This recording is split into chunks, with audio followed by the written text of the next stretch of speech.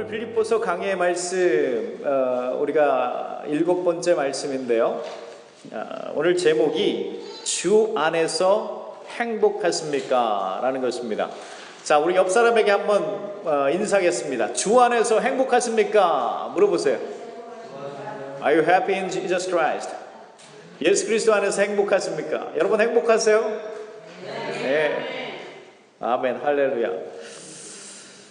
빌립보 3장의 내용은요, 바울이 잘못된 교사들과 교회 안에 침투한 잘못된 교사들과 사이비의 가르침에 대하여서 경고하고 있습니다. 특별히 교회 안에 침입한 두 가지의 가르침이 있었는데요.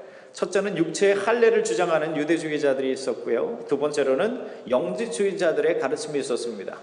그래서 육체를 부정하고 또 육체의 쾌락을 쫓는 것을 그들의 가르침으로 삼았습니다.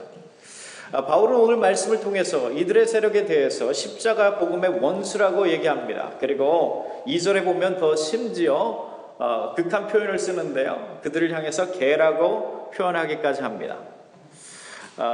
그 이유는 다른 것이 없습니다. 그들이 말하고 전파하고 가르치는 것이 십자가의 복음의 정반대의 위치에 있기 때문에 그렇습니다. 그들이 주장했던 것은 할례와 같은 육체적인 행위가 중요하다고 얘기했습니다. 그 밖에 정교적인 행위를 통해서 구원을 이룰 수 있다고 얘기했습니다. 그래서 이러한 이단들의 공격과 위협 속에 바울은 오늘 말씀에서 세 가지를 얘기하는데요. 첫 번째로 주 안에서 기뻐할 것을 얘기하고, 두 번째로 오직 예수 그리스도를 너희가 알아야 한다고 말씀하며, 세 번째로 예수 그리스도의 의를 통하여서만 너희가 의롭게 될 수 있다라는 것을 말해주고 있습니다. 빌립보 교회의 상황과 오늘날 현대 교회와의 상황이 매우 일치하는 점이 많습니다. 왜냐하면 오늘 우리가 살고 있는 시대에도 수많은 이단들과 사이비들의 유혹과 공격이 있기 때문에 그렇습니다. 그래서 우리가 흔히 꽝 잡는 게 매다라는 식의 사고로 복음을 접근할 때가 많습니다. 그래서 무조건 병났고 신비한 현상이 보이면 그것이 복음인 줄로 우리가 착각할 때가 많습니다. 예수 그리스도를 전하는 것이 아니라 인생의 행복을 그들이 판매합니다. 그럴 때에 우리는 인생의 행복을 쫓아서 복음을 잊어버리게 됩니다. 미국 사회도 마찬가지입니다. 정통적인 신학에 기초하지 않은 이단과 사이비들이 얼마나 많은지 알 수가 없습니다. 출처가 불분명한 가짜 목회자들이 참 많습니다. 특별히 이민 사회에도 그렇습니다. 그래서 주변에도 보면 LA에 비행기 타고 갔다 와서 자신이 목사라고 하는 사람들 종종 있습니다. 21세기에 우리는 원론적인 복음을 붙잡아야 합니다. 하나님의 말씀에 더욱 기초해야 합니다. 세련되고 듣기 좋은 말이 아니라 성경적이고 원론적인 복음이 우리에게 필요합니다. 내가 듣고 싶은 복음을 듣는 것이 아니라 내가 들어야만 하는 복음, 성경이 우리에게 말해주는 복음을 우리는 들어야 합니다. 아프게 들어야 합니다. 기분 좋게 듣는 것이 아니라 아프고 심령의 애통함을 가지면서 그 복음을 들어야 하는 것입니다. 왜냐하면 그것이 진짜 우리의 인생의 행복을 가능케 하는 비결인 줄로 믿습니다.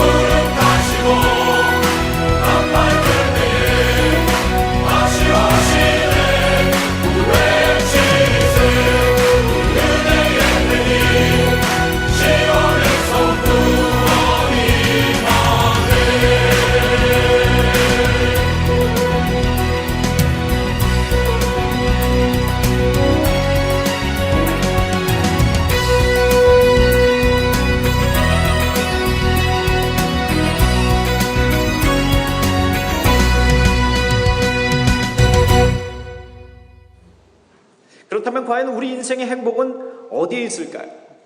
오늘 말씀을 통해서 우리가 첫 번째로 보고자 하는 것은 행복을 쫓지 말고 예수를 쫓으라 라는 것입니다.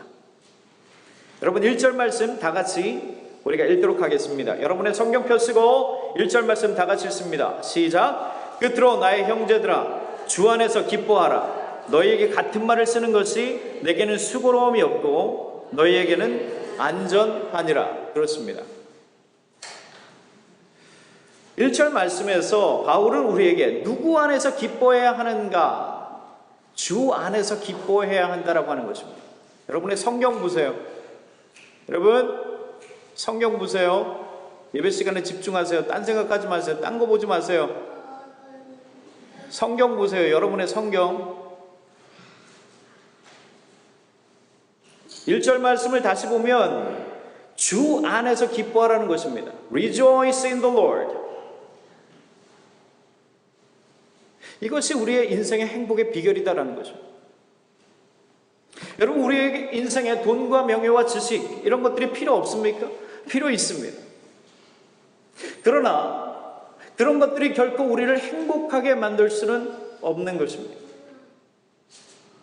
우리 생각으로 10,000불 벌던 사람이 10만 불을 벌면 10배 행복해야 된다고 우리가 생각하죠.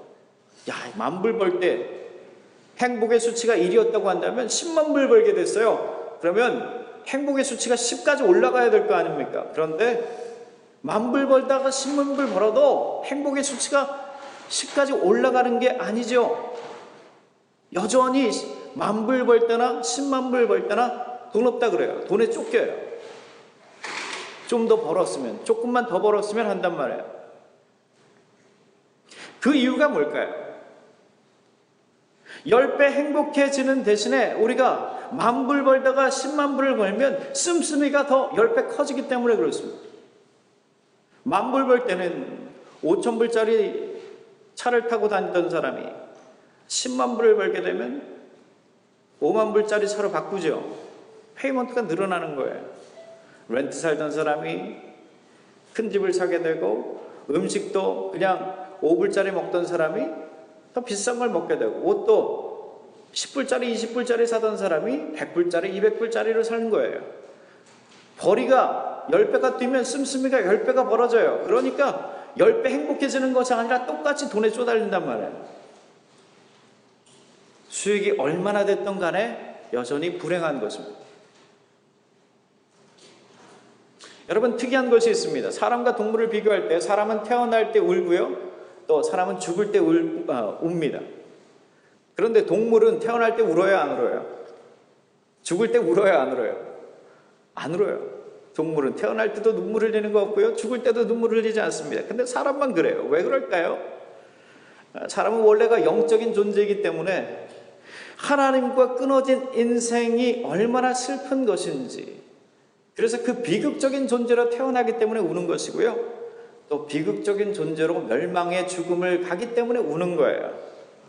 그래서 태어날 때 울고 죽을 때 인간만 우는 것입니다. 하나님 없는 불행한 인생이기 때문에 그렇습니다. 그렇기 때문에 인간들은 이러한 근본적인 인생의 불행을 다른 것으로 채우려고 합니다. 그래서 동물은요, 동물과 비교해 볼 때 사람의 또 특이한 점이 뭐냐면요, 동물은 배부르면 더 먹어요, 안 먹어요? 동물은 배부르면요 안 먹어요. 아무리 사자라고 해도요, 배가 가득 부르면요 그 옆에 양이 지나가도, 아무리 살찐 양이 지나가도 안 잡아먹어요. 그런데 인간은 배불러도 먹어야 안 먹어요? 배불러도 또 먹어요. 그러면서 하는 말이 밥 들어가는 배 따로 있고 뭐 디저트 먹는 배 따로 있고 빵 먹는 배 따로 있다. 우리가 그렇게 얘기하잖아요. 인간은 배가 불러도 먹어요. 자기가 다 못 먹는데도 욕심을 부려요. 바로 그 욕심이 어디서 나오는 것일까요? 하나님이 없는 인생들이 자기의 근본에서 가지는 영적인 굶주림, 불행함, 하나님 자리를 다른 것으로 채워 넣고자 하는 그 욕구와 욕심, 그런데 채워지지 않는 그 끝없는 욕심, 그래서 욕심이 잉태한 즉 죄를 낳고, 죄가 장성한 즉 사망을 낳느니라. 하나님 없는 인생이 불행합니다. 하나님 대신에 다른 것으로 행복해지려는 욕심이 우리 안에 늘 꿈틀대는 것입니다. 그 결과 필연적으로 가지는 사망과 멸망이 있는 것입니다. 그렇기 때문에 십자가의 복음은 무엇인가?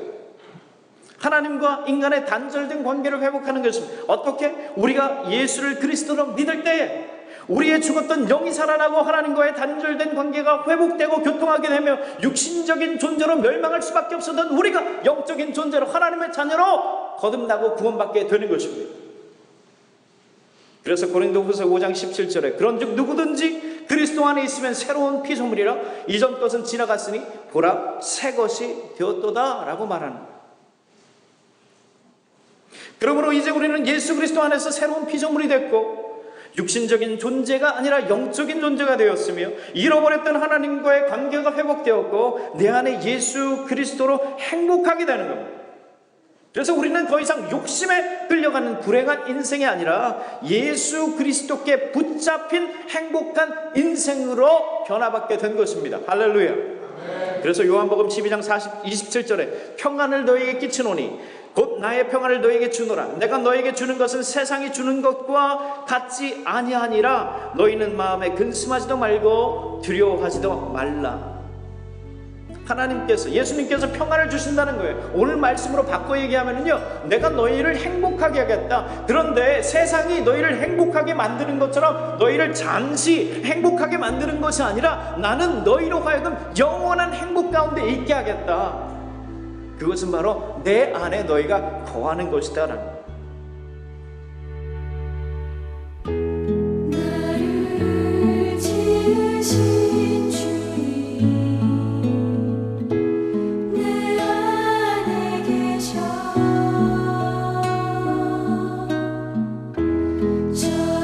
처음부터 내 삶은 그의 손에 있었죠.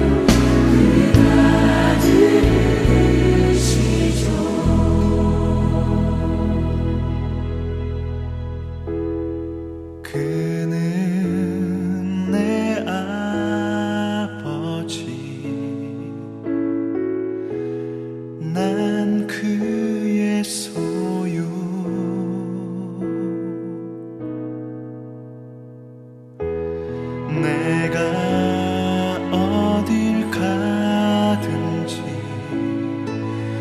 날 떠나지 않죠.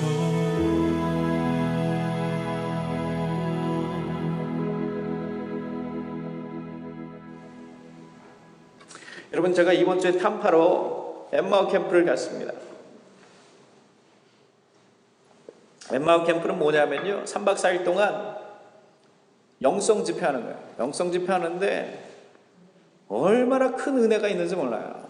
깜짝 놀랐어요. 제가 그곳에 가서 너무나도 큰 은혜를 받았어요. 제가 은혜를 끼치러 갔는데 오히려 은혜를 받았고요. 그러면서 제가 마음에 너무나도 안타까운 게 뭐였냐, 이 놀라운 은혜의 잔치에 우리 교인은 하나도 없구나. 왜 내 새끼들은 하나도 없을까? 반찬 다 차려놓고 영적인 잔치를 벌였는데요, 내 아들 자식들은 없는 거예요. 제가 너무나도 마음이 아팠어요. 다음에는 꼭 여러분들이 함께하게 되시길 축복합니다. 얼마나 큰 은혜가 있는지 몰라요. 그런데 거기에서 이 서번트들이 있어요. 봉사하는 봉사자들이 있는데요, 그 봉사하는 봉사자 중에 한 권사님의 간증이 얼마나 은혜가 나는지 모릅니다. 그 권사님은요, 이전까지 행복을 쫓았던 삶이었습니다.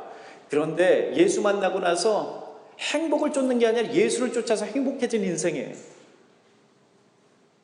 이 권사님은요, 젊을 때 무조건 미국 가면 행복해질 걸로 알았어요. 그래서 무조건 미국 남자, 어디 미국 남자 없나? 사랑 이런 거 필요 없다는 거예요. 그냥 미국 남자만 잡으려고 애를 썼어요. 그래서 미국 남자를 잡아가지고요, 결혼해가지고 미국으로 왔어요. 무조건 미국 가면 행복할 줄로 생각했기 때문에 사랑 따위는 아무 필요 없다 생각했습니다.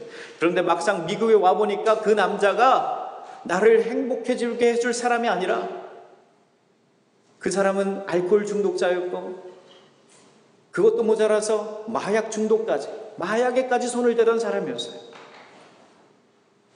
그 사람 하나 믿고 왔는데 기가 막힌 현실인 거죠. 그런 남편과 함께 그 권사님의 인생이 철저히 망가져갑니다. 경제적으로 너무나도 어렵고 가난해요. 애들은 낳았는데 감당이 안 됩니다. 경제적으로 너무나 어렵고 아프니까 그럴 때면 항상 범죄의 유혹이 옵니다. 죄의 유혹들이 오죠. 그때 마침 남편 누나가 텍사스까지 대마초 10kg를 운반해 주면요, 큰 돈을 주겠다고 유혹하는 거예요. 어떻게 해요? 당장 먹고 살 거 없는데. 그래, 남편이 하자는 거예요. 여보 하자. 그거 뭐 10kg 운반하는 거 뭐가 문제야? 그러면서 하기로 했어요. 뻔히 불법인 줄 알면서, 뻔히 양심에 걸리는 것인 줄 알면서 돈의 유혹에 빠져서 대마초 10kg를 트렁크에 싣고 애들을 다 태우고 텍사스까지 운전해서 가는 거예요. 그런데 하이웨이를 가고 있는데 건너편에서 경찰차가 오다가 갑자기 경찰차가 자기 차를 보더니 유턴하는 거예요. 따라오는 거예요. 어떻게 됐을까요? 걸렸을까 안 걸렸을까요? 거기서 막 기도했대요, 권사님. 하나님 제발 이것만 벗어나게 해주십시오. 안 걸리게 해주십시오. 기도했다는 거예요. 통성으로. 그런데 걸렸을까 안 걸렸을까요? 하나님은 그런 기도 안 들어주십니다. 걸렸어요. 그 결과 그 딸들이 보는 앞에서 딸들이 막 경찰을 붙잡고 우리 아빠 절대로 잡아가지 마요. 우리 아빠 절대로 잡아가지 마세요 하면서 애걸복걸을 하는데도 그 남편이 잡혀갔어요. 그래서 10년 선고를 받았습니다. 남편이 10년 제일에 간 거예요. 그 상황에서 남편도 없고 애들은 있고 먹고 살 거 하나도 없는 거예요. 몸은 점점 더 병들어가는 거예요. 류마티스 관절염으로 손 하나 까딱 못할 정도로 그렇게 힘든 거예요. 죽기 일보 직전. 그런데 그때의 그 권사님의 마음을 챙겨 하나님을 만나겠구나. 하나님을 만나겠구나 그러면서 한 교회에 부흥집회가 있어서 그 부흥집회에 갔습니다. 그런데 거기에서 열심히 기도하고 하나님 앞에 부르짖을 때에 하나님께서 그 권사님을 만나주신 거예요. 그에게 말씀하신 거예요. 사랑하는 딸아, 너의 인생을 왜 네가 자꾸 그렇게 망가뜨리고 있니? 이제 너의 인생을 나에게 맡겨보지 않겠니? 네 딸들을 왜 네가 자꾸 그들을 다 망치고 있니? 네 자녀들을 나에게 맡겨보지 않겠니? 하나님께서 그를 만져주고 성령의 뜨거운 만지심인 그때부터 그 권사님의 인생이 바뀌기 시작했어요. 그 권사님에게 새로운 남편을 주시고 하나님께서 새로운 사업을 주셨어요. 인생의 새로운 방향을 그에게 허락하여 주셨어요. 더 이상 행복을 쫓는 삶이 아니라 예수를 쫓는 삶으로 변화시켜 주셨어요. 그 결과 그의 인생에 새로운 목표가 생기고 이제는 내가 하나님의 일을 하겠습니다. 하나님의 영광을 위하여 내가 살겠습니다. 더 이상 양심적이고 불법적이고 부정직한 삶이 아니라 하나님의 영광을 위하여 살겠습니다. 그 결과 하나님께서 그의 삶을 축복해 주시는 거예요.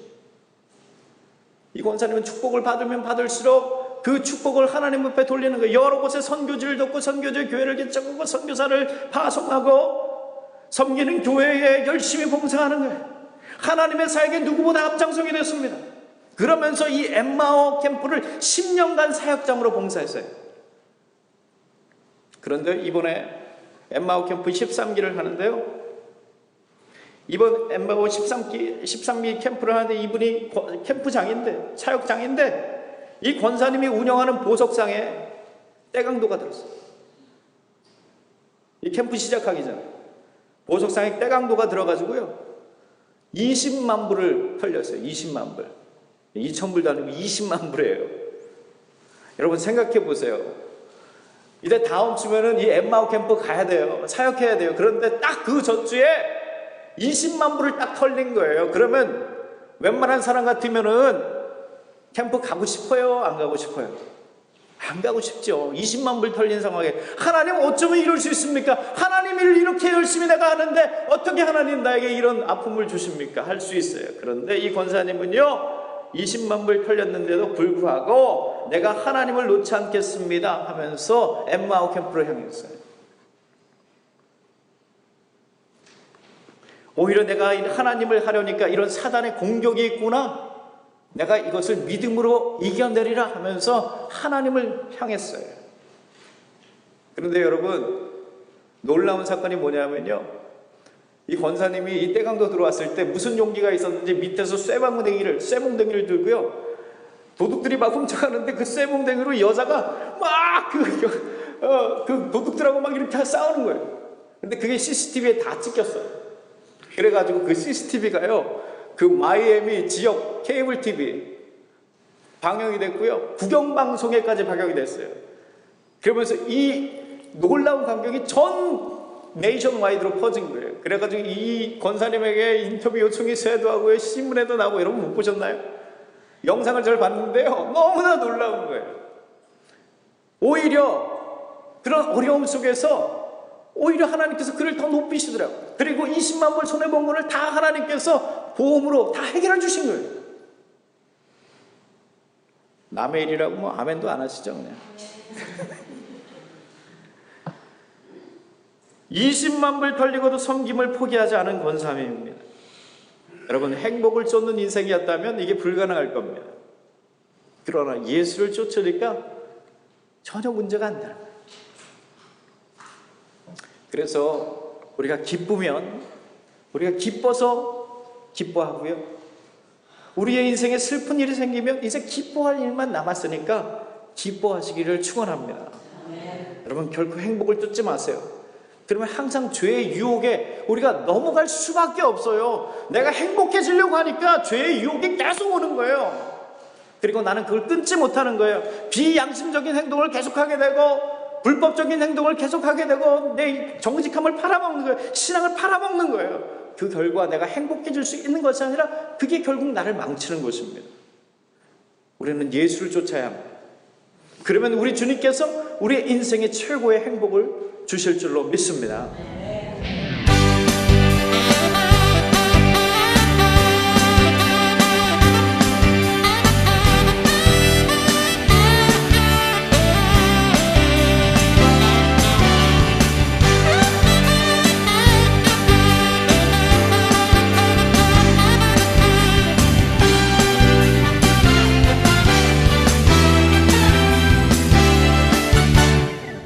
은밀한 곳 조용한 곳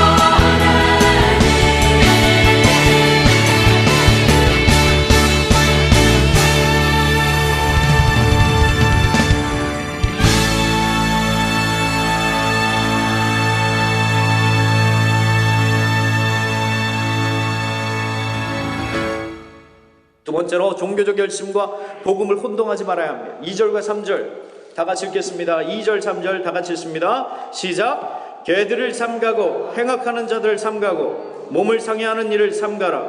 하나님의 성령으로 봉사하며 그리스도 예수로 자랑하고 육체를 신뢰하지 아니하는 우리가 곧 할례파라. 그렇습니다. 십자가의 복음을 곡해하는 자들 조심해라. 특별히 육신의 할례를 주장하는 유대주의자들, 육신의 할례를 받아야만 진정한 구원자라고 말하는 그들의 가르침 멀리하라는 거예요.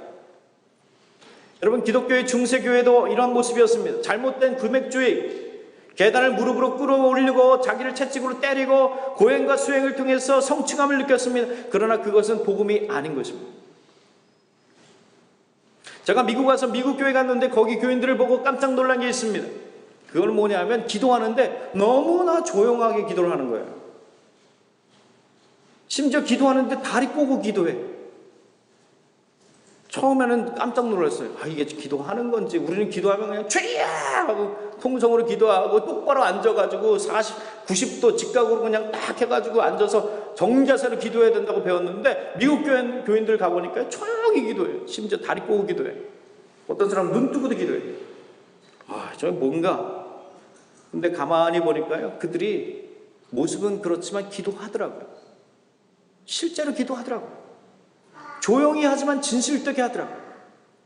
더 큰 충격은 그렇게 기도하는 그들이 세상을 살면서 그리스도인의 삶을 너무나도 신실하고 정직하고 아름답게 사는 것을 보게 됩니다. 그래서 미국 교회에서는, 미국 사회에서는 여전히 교회가 존경을 받고요, 그리스도인들이 존경을 받아요. 목사라고 하면 사람들이 믿어줘요.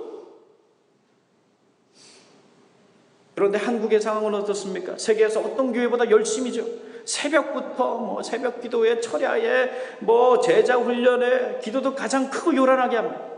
그런데 정작 한국 사회에서 교회에 대한 인식은 뭐예요? 비정상적인 것, 비양심적인 것. 교회 장로, 목사라고 하면은 우선 의심부터 하는 대상.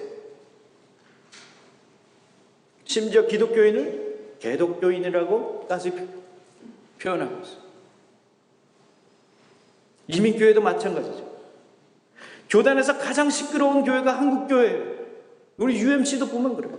교단에서 가장 문제만 일으키는 교회가 한국교회예요. 뭘 그렇게 교회에서 삐치고 상처받았다고 그러면서 싸우고 벗고 난리치고 깨트리고 난리치는지. 교단 안에서 문제 일으키는 우리 한국교회. 열심은 우리가 어떤 교회, 어떤 민족과 비교해도 지지 않아.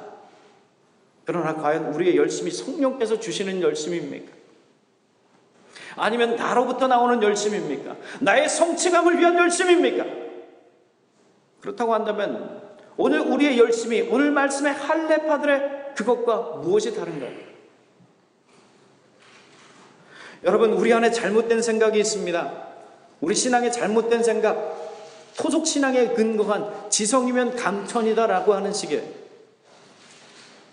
내가 정성으로 기도하면 복 받을 거다라고 생각하는 겁니다. 내가 주일 빠지지 않고 정성으로 하면 복 받을 거야. 내가 정성으로 기도하면 복 받을 거야. 기왕이면 목욕제게 하고 기도도 금식을 해야 되고 관절염 환자인데도 무릎을 꿇어야 하나님께서 내 기도를 더 잘 들어주실 거야. 육신을 아프게 하고 힘들게 해야. 왜? 그것이 지성이면 감천이기 때문에. 제가 우리 어머니하고 항상 전화로 싸우는 이유가 그거예요. 우리 어머니는 관절염이 있어가지고 무릎이 아프세요.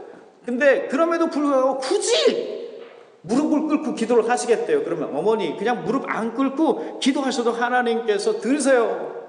그런 다음에 자꾸 무릎 아프시다 그러면 어떻게 해요? 그러면 그래도 하나님이 무릎을 꿇어야 들으신단다. 그 어머니의 순수한 신앙은 I respect it.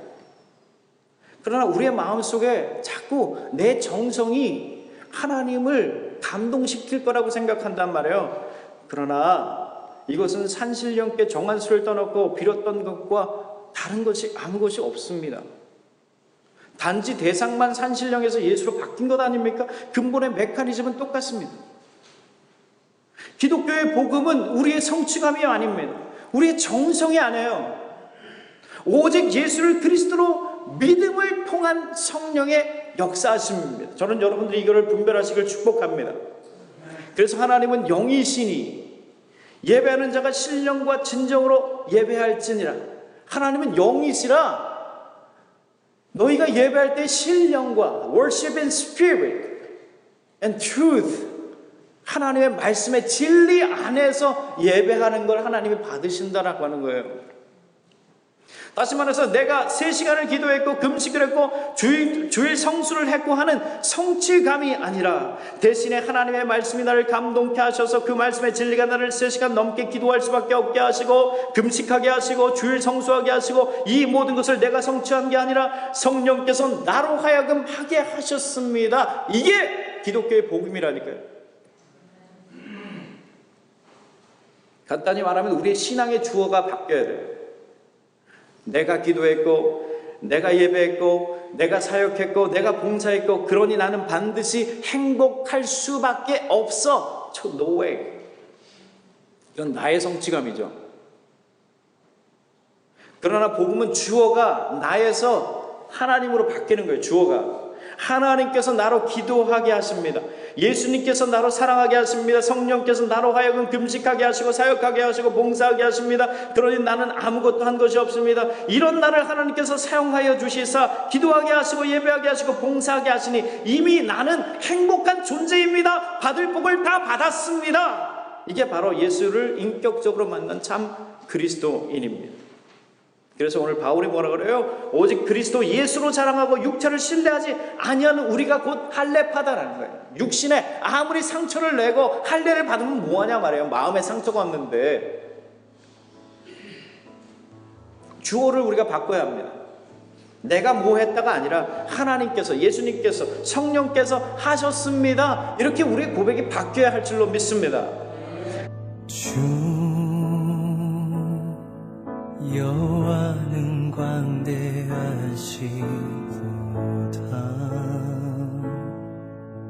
그 거룩한 하나님 성에서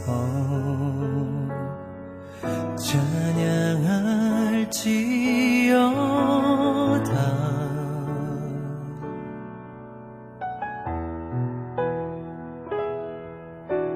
주 스니 우리에게 주셨도다.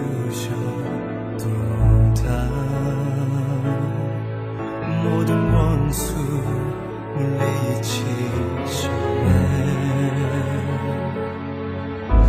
엎드려 절하세.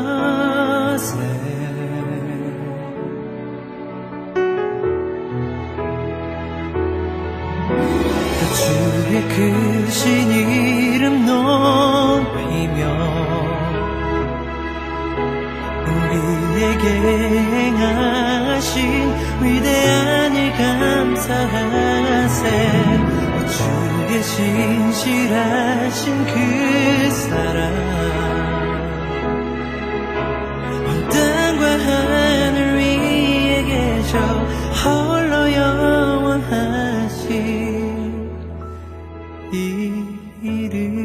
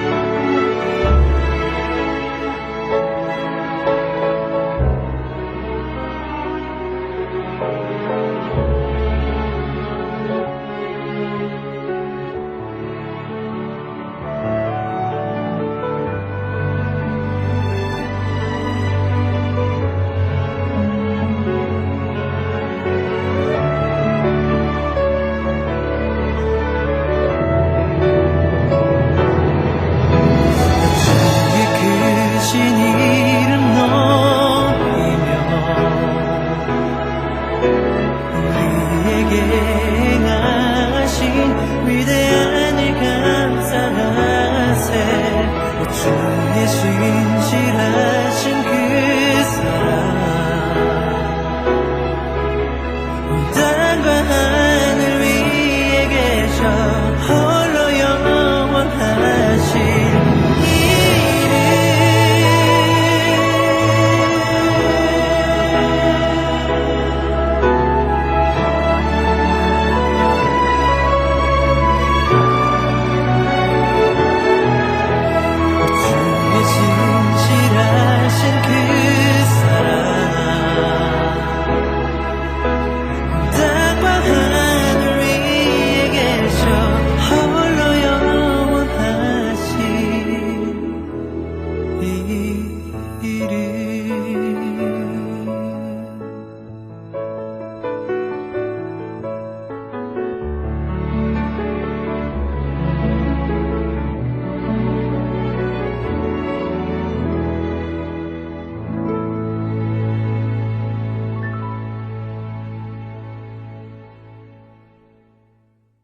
4절과 6절까지 보면 바울이 과거에 얼마나 자기 열심과 자기 성취와 자기 행복을 위한 종교인이었는지를 고백합니다. 4절에서부터 6절까지, 4절에서부터 바울의 종교인의 삶, 자기 성취, 자기 행복을 위한 그 고백을 다 같이 읽어보겠습니다. 4절부터 6절까지 시작. 그러나 나도 육체를 신뢰할 만하니 만일 누구든지 다른 이가 육체를 신뢰할 것이 있는 줄 생각하면 나는 더욱 그러하리니 내가 8일 만에 할례를 받고 이스라엘의 족속이요 베냐민의 지파요 히브리인 중에 히브리인이요 율법으로는 바리새인이요 열심으로는 교회를 박해하고 율법의 의로는 흠이 없는 자라. 네, 바울이 얼마나 육신적으로 노력했는지 몰라요. 자기 열심과 행복에 방해되는 사람은 결코 용납하지 않았습니다. 핍박했고 죽이는 것까지 서슴지 않았습니다. 그의 열심이 하나님을 기쁘시게 하는 열심이 아니라 자기 행복, 자기 성취를 위한 것이었습니다. 그 결과 그가 열심을 내면 낼수록 교회를 핍박하고 하나님의 마음을 아프게 했어요. 혹 이것이 우리의 모습 아닙니까? 난 열심히 해. 그런데 주위 사람에게 도무지 덕이 안 되고 항상 불화만 일으켜요. 교회에 문제만 일으켜요. 난 열심히 합니다. 그런데 항상 다른 사람한테 상처 주고 아프게 하죠. 말로는 그 사람을 위해서 그런다 그러고, 그러나 정작 그 중심에 내 열심이 있었어요. 내 행복을 위해서, 내 성취감을 위해서. 교회도 마찬가지입니다. 열심히 하는 교회. 그런데 성령의 능력이 사라지고 자기 열심만 있는 교회. 예수님을 문 밖으로 쫓아내고 예수의 이름만 부르는 교회. 복음이 아닌 자기 성취와 자기 축복과 자기 열심만 남은 채 교회라 불리는 종교 집단. 혹시 이것이 오늘날 우리의 모습이 아닙니까? 여러분 7절 말씀 읽어보겠습니다. 7절 다 같이 읽습니다. 시작. 그러나 무엇이든지 내게 유익하던 것을 내가 그리스도를 위하여 다 해로 여길 뿐더러. 그렇습니다. 여러분 붕어빵에는 붕어가 있어요 없어요? 뭘 그 생각하셔야 돼요. 붕어빵에는 붕어가 없습니다. 그래도 아무 문제 없어요. 그런 줄 알고 우리가 맛있게 먹어요. 그러나 보석 반지에 보석이 빠지면 어때요? 더 이상 보석 반지가 아니죠. 크리스찬의 믿음에 크라이스트가 빠졌습니다. 대신에 육신적 자랑, 최고의 가문, 학식, 종교적 열정, 바울 자신이 그랬던 거예요. 그런데 그때는 몰랐어요. 자기가 잘하고 있는 줄로 착각했어요. 그런데 그가 예수를 인격적으로 만난 후에 그가 깨달은 겁니다. 아, 내가 알맹이 없는 껍데기였구나. 하나님 이름으로 결국에 내 욕심과 행복을 쫓았구나. 그러나 이제 보니 내 진짜 행복은 예수를 쫓는 것이구나. 그러니 내가 이전에 유익했던 것을 이제는 예수 그리스도를 위해서 다 해로 여기노라. 심지어 8절에 보면 이렇게 되어 있습니다. 또한 모든 것을 해로 여김은 내 주 그리스도 예수를 아는 지식이 가장 고상하기 때문이라. 내가 그를 위하여 모든 것을 잃어버리고 배설물로 여김은 그리스도를 얻고. 이렇게 되어 있습니다. 예수를 만나기 전 바울은 자기가 가장 고상한 사람으로 생각했습니다. 그런데 예수님을 인격적으로 만나니까 내가 무슨 고상한 존재냐, 내가 똥덩어리구나. 아예 과거의 것들을 배설물처럼 여겼다라는 것입니다. 여러분 우리가 교회에서 얼마나 고상한 척 많이 합니까? 다른 사람을 욕을 해도 고상하게 우리가 합니다. 그래서 이렇게 얘기하죠. 내가 원래 다른 사람 얘기하는 사람이 아닌데 자기만 위해서 특별히 내가 얘기하는 거야? 고상하게 남욕합니다. 거절을 해도요 교양 있게 합니다. 정말 제가 그거 하고 싶은데 너무나 안타깝네요. 기도해 보겠습니다. 기도도 안 할 거면서. 욕심을 부려도 교양 있게 부려요.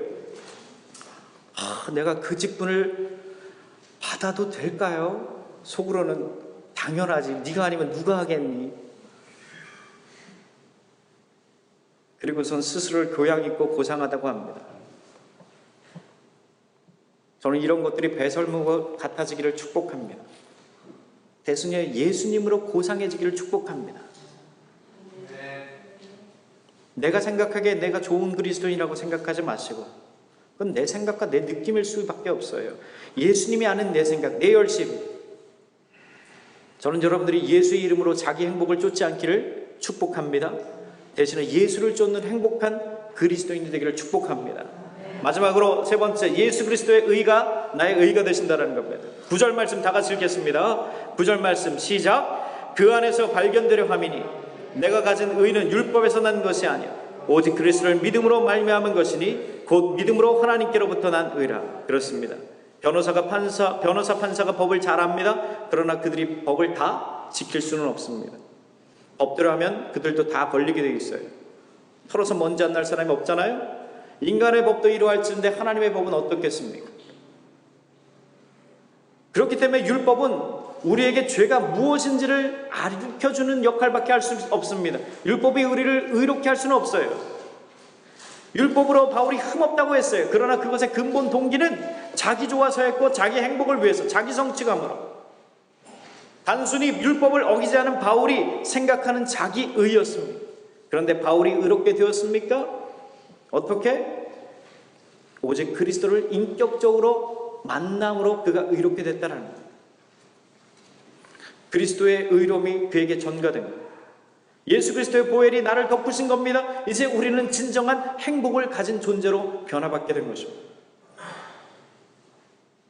이제 우리는 예수님과 인격적으로 동행합니다. 우리의 삶 속에서 하나님의 말씀을 통하여 우리에게 말씀하시는 그 말씀에 순종합니다.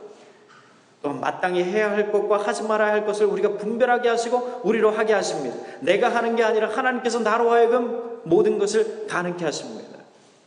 그 결과 우리는 이 땅의 것에 속하여 행복을 잡는 삶이 아니라 우리는 주 안에서 행복한 삶을 사는 것입니다. 이미 이것이 바로 십자가의 복음입니다. 이것이 진정한 그리스도인의 행복입니다. 전 여러분 모두가 주 안에서 참 기쁨과 행복이 있기를 축복합니다. 우리 신앙의 주어가 나에서 하나님으로 바뀌기를 축복합니다. 예수 그리스도께서 우리의 의가 되셨습니다. 이제 여러분은 누구보다도 고상합니다. 아름다운 존재가 되었습니다. 다 같이 기도하겠습니다. 내 삶을 주께서 다스리네. 내 삶을 주께서 다스리네. 내 삶을 주께서 일하시네. 지금도 주께서 일하시네.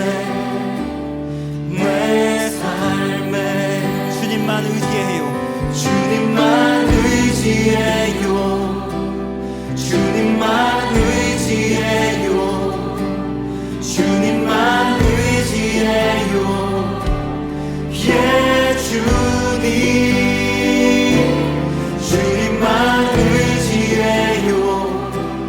주님만 의지해요. 주님만 의지해요. 예 주님 주께서 다스리네. 주께서 다스리네. 내 삶을 주께서 다스리네. 내 삶을 주님은 일하십니다. 지금도 주께서 일하시네. 지금도 주께서 일하시네. 내 삶에 우리 함께 주님을 의지합시다. 주님만 의지해요.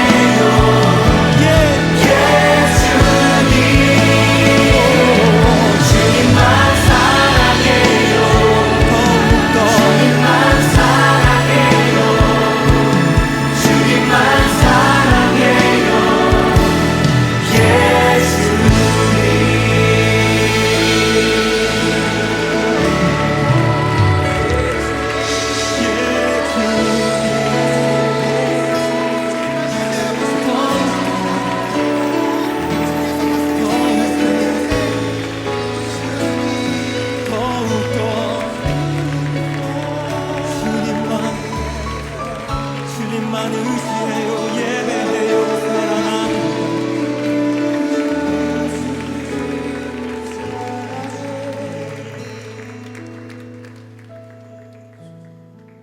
Yes. The reality is that our God is working all over the world. 주님은 내 삶에, 우리 삶에뿐만 아니라 온 세계 가운데 일하고 계십니다.